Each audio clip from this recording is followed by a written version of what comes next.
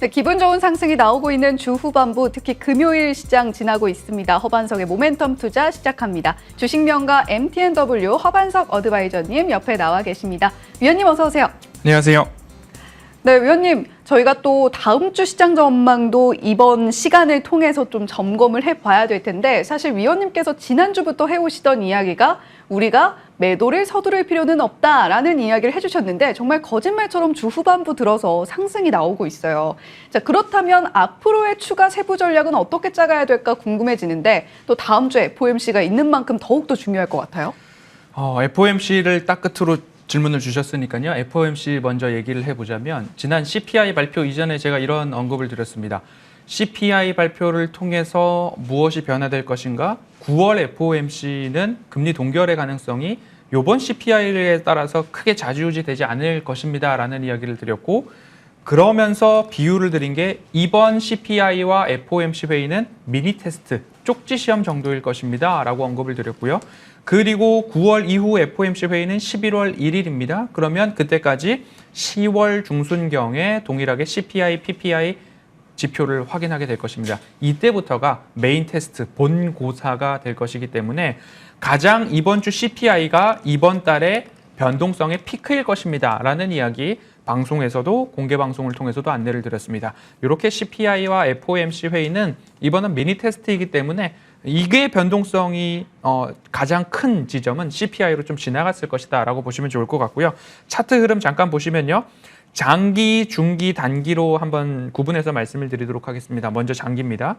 지금 코스피 차트를 열어놓고 하단에는 빨간 색깔 동그라미 그려놓았고요. 그리고 상단에는 파란 색깔 네모를 올려놓았습니다. 그러면 이 종목들 그리고 이 지수의 흐름들을 봤을 때에는 그러면 저점에서는 지켜가야 되고 고점에서는 매도 한번 해보셔도 좋겠습니다. 라는 이야기를 드렸죠.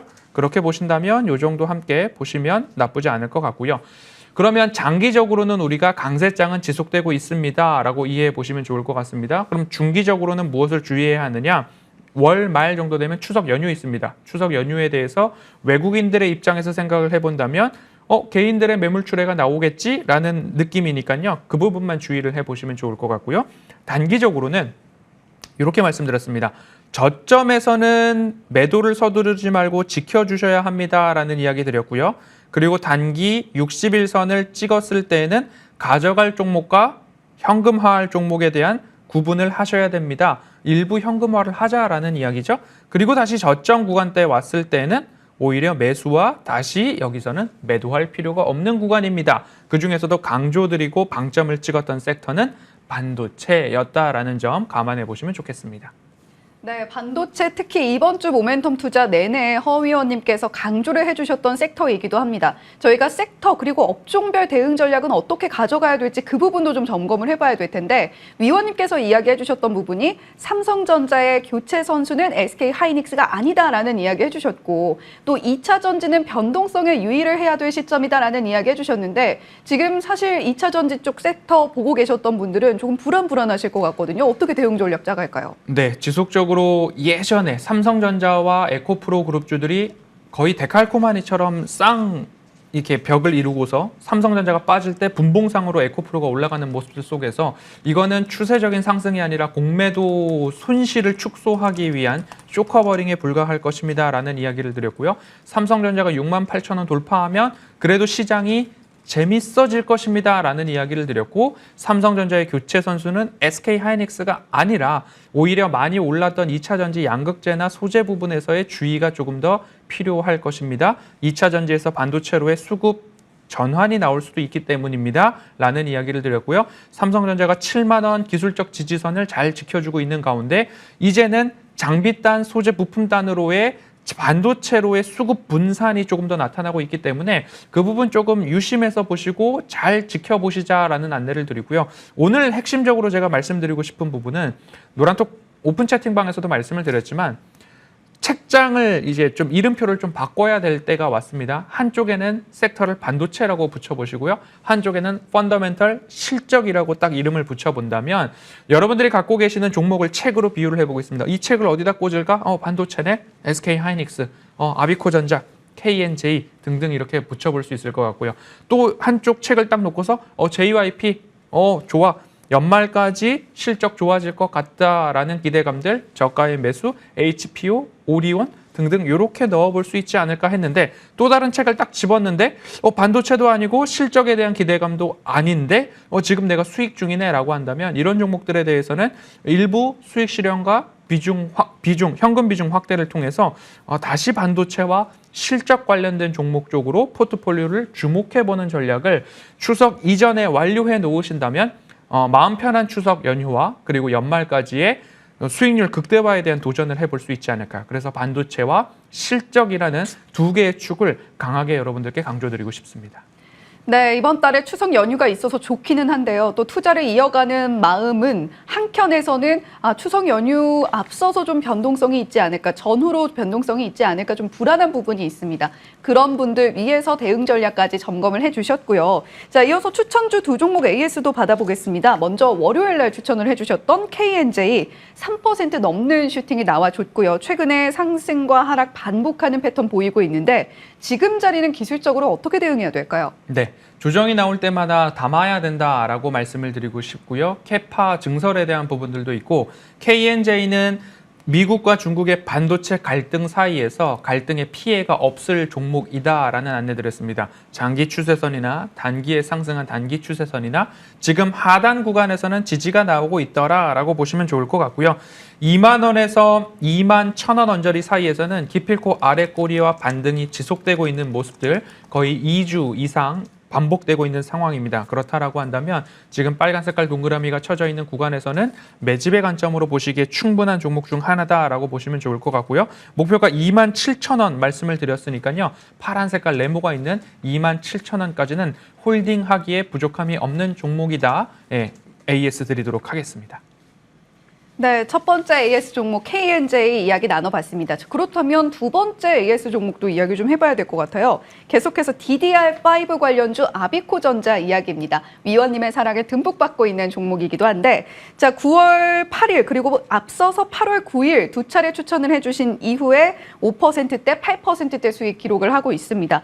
자 하반기 반도체주에 대한 장밋빛 전망을 허 위원님께서도 계속해서 해주고 계신데 목표가 18,000원까지 쭉 홀딩할까요? 네, 그렇습니다. 아비코전자 같은 경우에는 이제 전력 관리를 메인보드가 아니라 D램 칩 안에서 하기 때문에 여기에 새롭게 들어가는 메탈 파워 인덕터를 생산하는 기업입니다. 그렇기 때문에 제2의 ISC를 어디서 찾을 수 있을까라고 한다면 오히려 저는 DI-동일이나 아비코전자가 제2의 ISC처럼 높은 수익률을 달성할 수 있을 것으로 전망드립니다라는 이야기를 좀 드렸습니다. 아비코전자도 22년 10월 19일, 23년 1월 18일, 그리고 3월 8일, 그리고 올해 들어서는 8월 9일, 9월 8일 이렇게 말씀을 드렸는데요. 빨간 색깔 이중 동그라미가 칠해져 있는 곳에서마다 방송에서 여러분들께 안내를 드렸습니다. 그 자리가 어느 자리냐? 차트상 저위험 구간입니다. 그리고 기술적 지지선들이 나오는 121선 언저리에서 또는 201선 언저리에서 지속적으로 안내를 드렸는데요. DDR 침투율이 올해 약 12에서 15% 내외로 전망이 되고 있습니다. 그러면 40% 시장 침투율이 이루어질 때까지는 이 주가 상승의 흐름들이 깨지지 않을 것이다 라고 전망을 하고 있고요.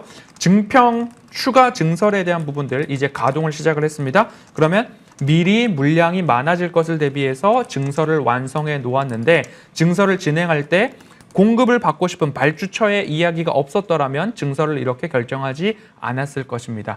DDR5의 침투율은 아직 10% 초입이기 때문에 30%를 넘어갈 때까지는 강력 홀딩해야 하는 종목 중 하나가 아비코전자다라는 이야기 드리면서 보유하신 분들은 추석 이후 올해 연말까지도 안전하게 가져가실 수 있는 종목으로 아비코전자 강력히 안내드리도록 하겠습니다. 네, 이게 바로 허 의원님이 늘 저위험 구간을 강조하시는 이유입니다. 아비코전자 지금 홀딩하고 계신 분들이라면 연말까지도 좀 마음 편하게 가져가 보실 수가 있겠다라는 이야기 해주셨고요.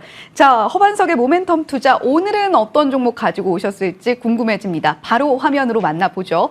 자, 오늘의 모멘텀 투자 종목입니다. LS인데요. 자, 자세한 투자 포인트도 저희 바로 들어봐야겠죠. LS 어떻게 투자 포인트 잡아가면 좋을까요? 네, 이전에 허반석의 모멘텀 투자, 허반석의 작전 리포트에서 LS 전선 아시아, LS 일렉트릭을 말씀드릴 때에 공개 방송을 하면 저도 그 종목 갖고 싶습니다. 저도 그 종목 잘 매수해 놓을 걸 그랬습니다. 다음번에 그 기회를 놓치고 싶지 않습니다라는 이야기들을 종종 주셨습니다.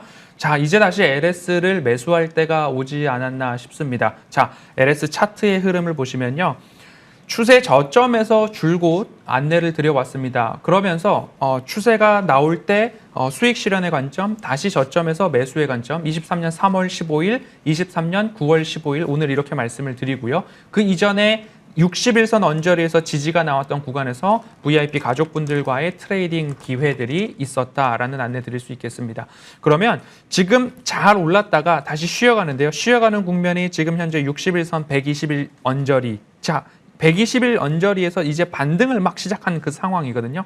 그러면 다시 한번 LS의 펀더멘털을 봤을 때, 실적을 봤을 때 이 기업이 이 120일 선을 뚫고 내려갈 것인가를 생각했을 때 기업의 외형이 확장되고 있고 LS M&M, LS 일렉트릭, LS 전선, LS 전선 아시아의 수주 잔고와 매출 확대가 결코 적지 않다라고 보여집니다. LS 전선과 LS 일렉트릭의 합계 수주 잔고만 본다 하더라도 22년 말에 5조 3천억 원 수준이었습니다. 23년 상반기 6조 3천억 원, 6조 2천억 원 역대 최대치를 기록하고 있기 때문에 여기에 더해서 LS M&M, LS 니코동 재련이었죠. 이 기업에 대한 펀더멘털까지도 탄탄하다. 국내 유일의 동재련 기업이자 미래 먹거리 해상풍력 발전 관련해가지고 해저 케이블에 있어서는 따라올 적수가 없다라는 점 감안해 보신다면 LS는 지금 자리가 끝이 아니라 지금 자리가 오히려 시작이고 그때 나 LS 일렉트릭, LS 전선 사고 싶었고 나도 갖고 있었어야 하는데 라고